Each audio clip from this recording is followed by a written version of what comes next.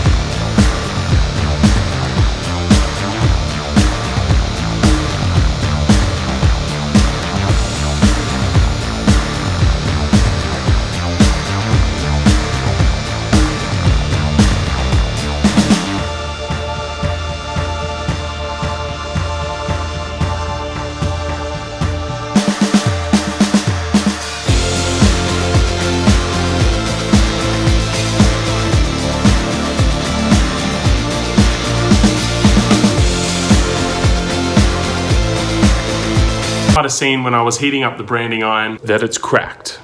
This happened this morning while I was working on another project. Heated it up and the split is all the way through. So I've contacted the seller and I'm going to try and get another one of these. Amazingly, the handle held up fantastically. We made this in video 2. If you haven't seen it, go back and check it out. This was the first project in the new J&D workshop. We got the Shishigiban effect on the bottom, which has sealed off the wood, and it just works perfectly. It's amazing. So hopefully we can get a new branding iron soon.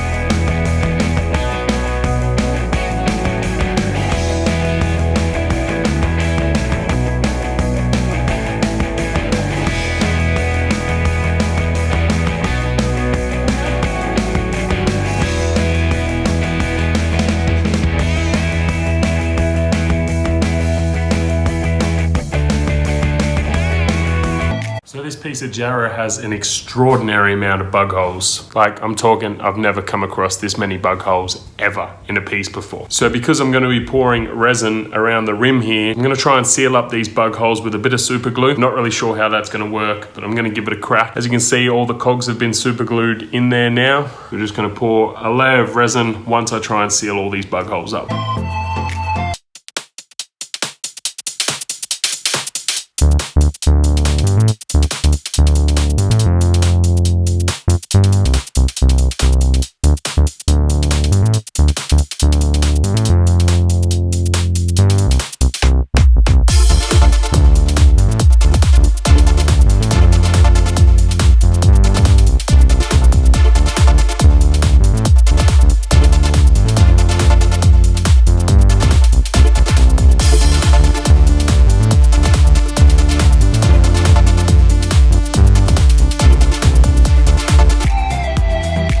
In typical J&D fashion, I had leaks. Resin started coming out of all the bug holes, all over the table, everything like that. Masking tape was my solution. We ended up fixing up the bug holes, plugging them all up, and we got the leaks to stop. Now, I sort of had this little bit of hope in the back of my mind that I could beat the resin at its own game and I wouldn't need a pressure pot. I thought I could just monitor it and get rid of all the bubbles. No, you can't do that. So one half of it's actually quite nice and the other half we've just got bubbles galore, just everywhere. And there's nothing I can do about that now. So the resin's already started setting and we're stuck with it as it is now. Bit bummed out that we got all the bubbles in there, but I am still super stoked to be doing this project. I saw Nick Zammeti do this quite a while ago now, back when me and my family were living at the Ronald McDonald house, and I used to watch his videos every night. So shout out to Nick Zammeti for this idea. If you haven't checked out his channel already, make sure you head over there. Amazing work. He does some awesome creations. Speaking of Nick Zammeti, he's running Makers Central this year and I'm heading over. Can't wait to get over there. Check out Makers Central. It should be amazing. From what Nick said, there's makers from all over the world going, and I figured I need to get in on that. So I'm going to be heading over there. May 11th and 12th is the show. You will definitely be seeing footage from Makers Central. They got a Facebook page and I'm pretty sure they got a website as well. You can head on over there and check all of that stuff out. They got some awesome stuff on their channel, and with any luck,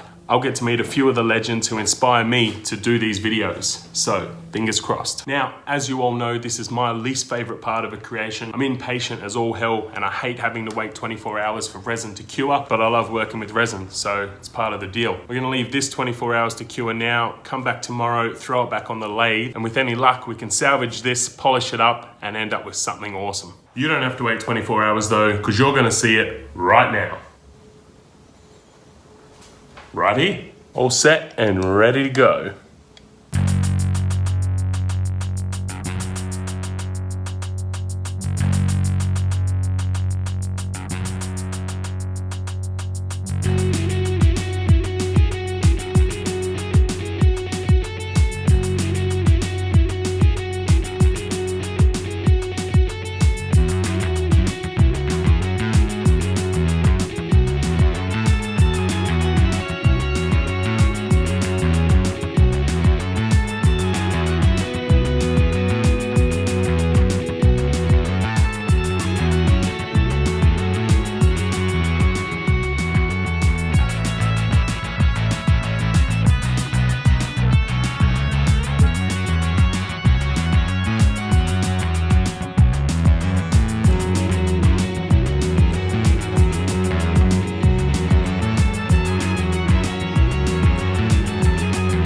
The steampunk cog bowl.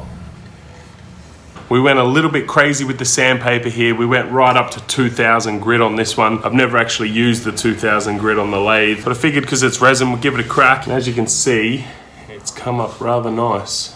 A few of the cogs here have actually changed their color. I'm not sure if that part of the cog, the silver part, was sitting a bit too close to the surface and the heat's obviously changed the color, either from sanding or from the chisel. You can see, unfortunately, we've got those bubbles in there, but hey, they add a bit of character. Rest of it there. Another half color. Now I know I did say at the start of this video we were gonna make a plate. I misspoke. It's a bowl. It's definitely a bowl. All the bug holes you can see all through here, and they go right through. They come out the front here. But yeah, this piece of jarrah turned out great, I think, and I am super stoked with the end result. Thanks for tuning in to another episode, guys. We really appreciate it. Check out our socials. We're on Facebook at jndcreations18. You'll find us there. Email address jndcreations@outlook.com.au. Check out our Facebook page. If there's anything you like there, make sure you get in contact and we can make you your very own, ship it Australia-wide without a hassle. Obviously you're here, you're watching this YouTube video, so you might as well click that subscribe button and ring the bell if you want notifications. We're bringing out videos every Friday, guys, for the foreseeable future, so make sure you ring that bell to get the notifications and subscribe to the channel to catch them all. Now you can probably hear some noise in the background. That's this little devil. He's been crawling around the workshop while I'm trying to talk to you guys and looking at me like, what the hell are you doing, Dad? You gonna say hello? Hello. So thanks for joining us for another episode, guys. We'll put stills up at the end of this piece. Super stoked with it, and we'll see you next week.